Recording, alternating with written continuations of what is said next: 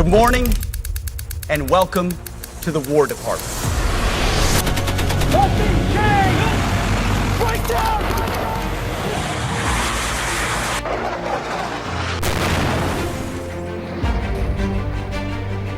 কোথাও যুদ্ধ বাঁধলে বা মানুষের মৃত্যু হলে আমরা শঙ্কিত হই, মর্মাহত হই।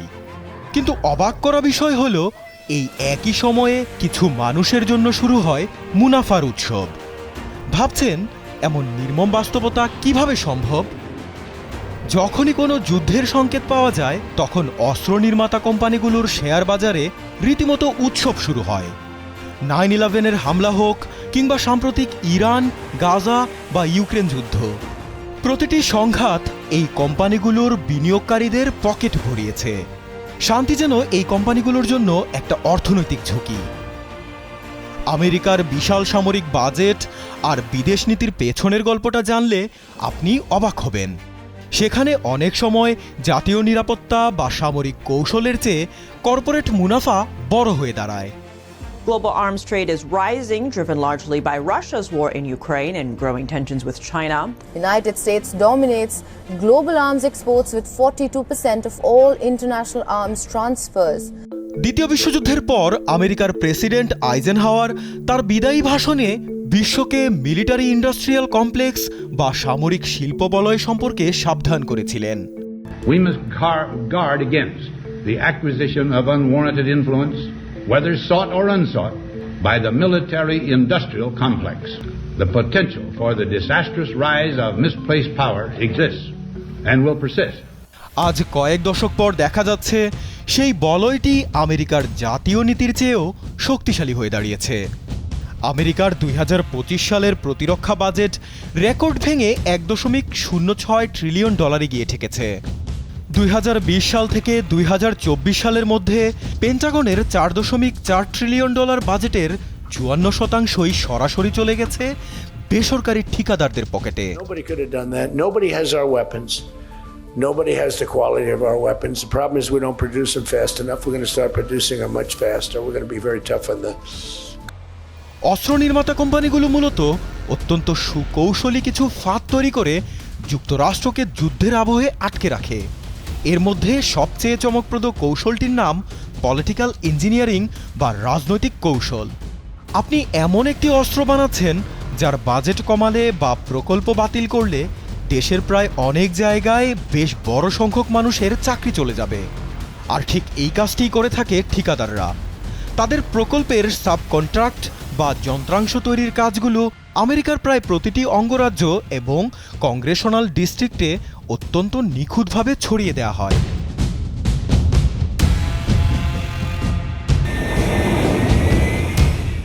লকহিড মার্টিনের F-35 যুদ্ধবিমানের কথাই ধরা যাক।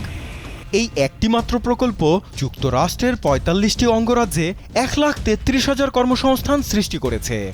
বোয়িংও তাদের C-17 সামরিক পরিবহন বিমানের জন্য 43টি অঙ্গরাজ্যের প্রায় 30,000 চাকরির বিশাল নেটওয়ার্ক গড়ে তুলেছে। এর ফলে প্রকল্পগুলো রাজনৈতিকভাবে এমন এক পর্যায়ে পৌঁছায় যাকে বলা হয় টু বিগ টু ফেইল বা পতনের অযোগ্য। তাই কোনো কংগ্রেস সদস্য এর বাজেট কমানোর সাহস পান না, কারণ প্রকল্প বাতিল মানে তার নিজ এলাকার হাজার হাজার ভোটারদের কর্মসংস্থান হারানো। অনেক সময় পেন্টাগনের নতুন বিমানের প্রয়োজনীয়তা না থাকলেও কেবল কারখানার কর্মসংস্থান বাঁচাতে মার্কিন কংগ্রেস বছরের পর বছর বাজেট বরাদ্দ দিয়ে যায়। U.S. President Donald Trump has signed the annual U.S. Defense Policy Bill into law, approving nearly $1 trillion in military spending. ঠিকাদারদের আরেকটি কৌশল হলো ফ্রন্ট লোডিং। যখন কোনো নতুন অস্ত্রের প্রস্তাব দেয়া হয়, শুরুতে তারা ইচ্ছাকৃতভাবে এর খরচ অনেক কম দেখায় এবং সক্ষমতা বাড়িয়ে প্রচার করে। আর পেন্টাগন যখন সেই প্রজেক্টে বিলিয়ন বিলিয়ন ডলার বিনিয়োগ করে ফেলে, তখন ধীরে ধীরে আসল ও বিশাল খরচের হিসাব সামনে আনা হয়। ততদিনে প্রকল্পটি টু বিগ টু ফেইল হয়ে যায় বলে সরকার আর তা বাতিল করতে পারে না। অনেকটা বাধ্য হয়েই বাড়তি অর্থের যোগান দেয়া হয়। Sustainment cost estimates for the jet have increased 44% from $1.1 trillion in 2018 to $1.58 trillion in 2023. আরেকটি বড় কৌশল হলো হুমকি বাড়িয়ে দেখানো। অস্ত্র কোম্পানিগুলো বিভিন্ন থিঙ্ক ট্যাঙ্ক গবেষণা সংস্থা আর কতিপয় মিডিয়ার পেছনে বিপুল অর্থ ঢালে। এই প্রতিষ্ঠানগুলোর কাজই হলো চীন বা রাশিয়ার মতো তাদের প্রতিপক্ষের সক্ষমতাকে অতিরঞ্জিত করে প্রচার করা, জনগণের মনে এবং নীতি নির্ধারকদের টেবিলে এমন একটি স্থায়ী সতর্কাবস্থা তৈরি করা হয় যেন আমেরিকা সবসময় একটি অস্ত্র প্রতিযোগিতায় আটকে আছে। এর ফলে নতুন নতুন অস্ত্র তৈরির প্রয়োজনীয়তা এবং বাজেট বৃদ্ধির যৌক্তিকতা সহজেই তৈরি হয়ে যায়। So they create a narrative to sell products that they know are killing innocent people. এর সাথে যোগ হয় রিভলভিং ডোর নামের অদ্ভুত সংস্কৃতি। পেন্টাগনের যারা উচ্চপদস্থ কর্মকর্তা অবসরের পরপরই তারা অস্ত্র কোম্পানিগুলোতে মোটা বেতনে যোগ দেন। সাবেক মার্কিন জেনারেল জোসেফ ডানফোর্ড পেন্টাগনে থাকাকালীন F-35 বিমানকে গ্রিন সিগন্যাল দেন এবং অবসরের পরপরই তিনি ওই বিমান নির্মাতা প্রতিষ্ঠান লকহিড মার্টিনের বোর্ডে যোগ দেন। সরকারের ভেতরে থাকাকালীন তারা যে গোপন তথ্য বা অভ্যন্তরীণ যোগাযোগ তৈরি করেছিলেন, লবিস্ট হিসেবে সেই জ্ঞানকে ব্যবহার করে অস্ত্র নির্মাতা কোম্পানিগুলোকে বড় বড় অর্ডারের ব্যবস্থা করে দেন তারা। Roger Wicker is the chair of the Senate Armed Services Committee. He is also the largest recipient of industry donations in terms of his political campaign. এই লবিংয়ের পেছনে কোম্পানিগুলো জলের মতো টাকা ঢালে। শুধু 2024 সালেই এই খাতে লবিংয়ের পেছনে প্রায় $151 মিলিয়ন ব্যয় করেছে এবং পেন্টাগনের করিডোরে প্রায় 950 জন লবিস্ট নিয়োগ করেছে, যা আমেরিকার কংগ্রেসের মোট সদস্য সংখ্যার চেয়েও অনেক বেশি। Senator, more funds for things like that is always welcome. I agree, and I look forward to working with the committee to consider the funding. স্নায়ুযুদ্ধের আমলে আমেরিকায় প্রধান প্রতিরক্ষা ঠিকাদার ছিল 51টি, কিন্তু ব্যাপক একীভূতকরণের কারণে বর্তমানে মাত্র 5টি বড় কোম্পানি পুরো বাজার নিয়ন্ত্রণ করছে। এদের বলা হয় বিগ ফাইভ। এই তালিকায় আছে লকহিড মার্টিন, RTX বা পূর্বের রেথিয়ন, বোয়িং, জেনারেল ডাইনামিক্স এবং নর্থ্রপ গ্রুমান। At home, they enjoy an almost guaranteed windfall every year. From a US military budget worth roughly $1 trillion, more than half of Washington's entire federal budget.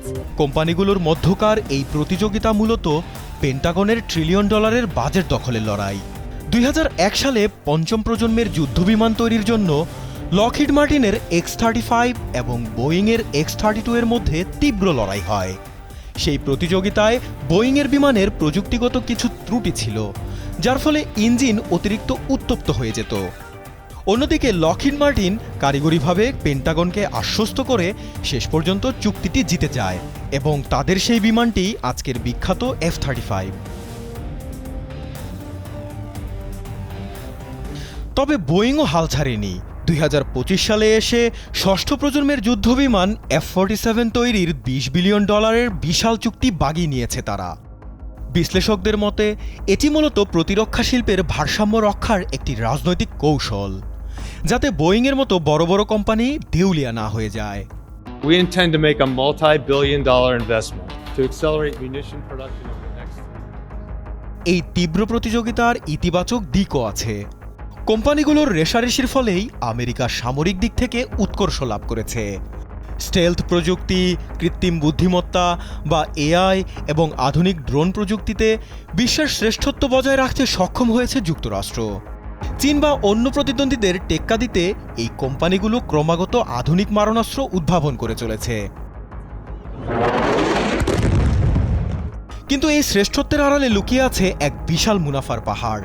Ukraine বা গাজার মতো যুদ্ধগুলো এই শিল্পের জন্য একটি বড় সুযোগ হিসেবে আসে। এই সংঘাতগুলোর কারণে আমেরিকার ফরেন মিলিটারি সেলস বা বিদেশি অস্ত্র বিক্রি 1 লাফে 45% বেড়ে গেছে। যখন কোনো যুদ্ধে ব্যবহৃত অস্ত্রের মজুদ কমে যায়, তখন তা পূর্ণ করার জন্য পেন্টাগনকে এই কোম্পানিগুলোর কাছেই নতুন করে বিশাল অঙ্কের অর্ডার দিতে হয়। তাগিদ যত বেশি, রেটও তত বেশি। মার্কিন করদাতাদের অর্থের এক বিরাট অংশ এভাবেই ঠিকাদারদের পকেটে চলে যায়। Since February 2022, the U.S. has provided roughly $67 billion in military assistance to Ukraine. শুধু অস্ত্র বিক্রি করেই তারা ক্ষান্ত হয় না, তাদের সবচেয়ে বড় চাল লুকিয়ে আছে অস্ত্রের সাবস্ক্রিপশন মডেলে। আজকালকার অস্ত্র বিক্রি অনেকটা নেটফ্লিক্স সাবস্ক্রিপশনের মতো হয়ে গেছে। একবার কোনো দেশ যুদ্ধবিমান বা মিসাইল সিস্টেম কিনলে পরবর্তী 30 থেকে 50 বছর তার রক্ষণাবেক্ষণ বা যন্ত্রাংশের জন্য ওই কোম্পানির উপর জিম্মি থাকতে হয়, কারণ অস্ত্রের গোপন নকশা বা টেকনিক্যাল ডেটা কোম্পানিগুলো নিজেদের কাছেই রেখে দেয়। আধুনিক একটি অস্ত্র ব্যবস্থার মোট জীবনচক্র ব্যয়ের প্রায় 70% আসে এই রক্ষণাবেক্ষণ এবং সফটওয়্যার আপডেট থেকে। পাশাপাশি রয়েছে অতিরিক্ত মূল্য আদায়ের চরম প্রবণতা। প্রতিযোগিতাহীন বাজারে সুযোগ নিয়ে কোম্পানিগুলো অস্ত্রের আকাশচুম্বী দাম হাঁকায়। 1991 সালে একটি স্ট্রিঙ্গার মিসাইলের দাম ছিল মাত্র $25,000, আর বর্তমানে সেটি পেন্টাগনের কাছে বিক্রি করা হচ্ছে প্রায় $4 লাখ।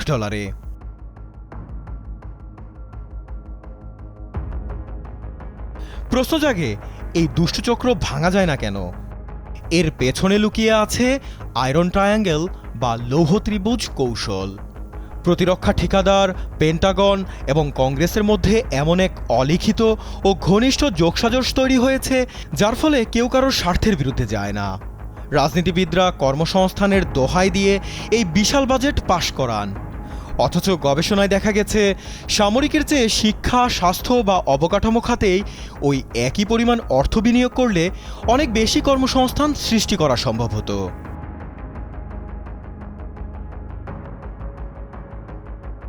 মার্কিন মুলুকের অনেকেই প্রস্তাব করেছেন এই বিশাল প্রতিরক্ষা খাতকে জাতীয়করণের, অর্থাৎ সরকার বেসরকারি কোম্পানিগুলোর 51% শেয়ার কিনে নিবে এবং জনস্বার্থকে অগ্রাধিকার দেবে, যাতে যুদ্ধ থেকে মুনাফা করার এই ভয়ঙ্কর সুযোগ বন্ধ হয়। কিন্তু এ পথে বেশ কিছু বড় বাধাও রয়েছে।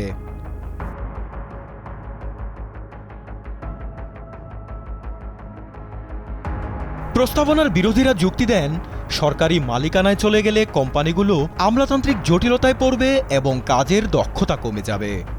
তাদের দাবি, কেবল বেসরকারি খাতের প্রতিযোগিতামূলক বাজারই আধুনিক এআই বা স্বয়ংক্রিয় অস্ত্রের মতো নতুন প্রযুক্তির উদ্ভাবন ঘটাতে পারে। তবে সবচেয়ে বড় বাধা হল লবিংয়ের সেই অদৃশ্য ক্ষমতা। কোম্পানিগুলোর বিশাল লবিং নেটওয়ার্ক এবং নীতি নির্ধারণী পর্যায়ে তাদের আধিপত্য এমন কোনো আইনকে দিনের আলোয় দেখতে দেয় না, যা তাদের এই $1 ট্রিলিয়ন বেসরকারি স্বার্থে আঘাত হানতে পারে।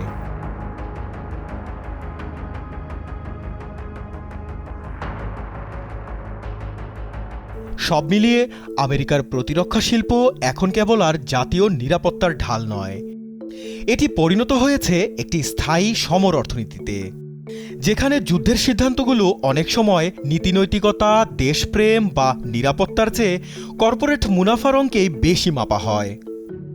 আর সাধারণ নাগরিকরা এই বিশাল মিলিটারি ইন্ডাস্ট্রিয়াল কমপ্লেক্সের এক একজন অর্থদাতা হিসেবে জিম্মি হয়ে আছেন। জাকারিয়া হোসাইন, যমুনা নিউজ।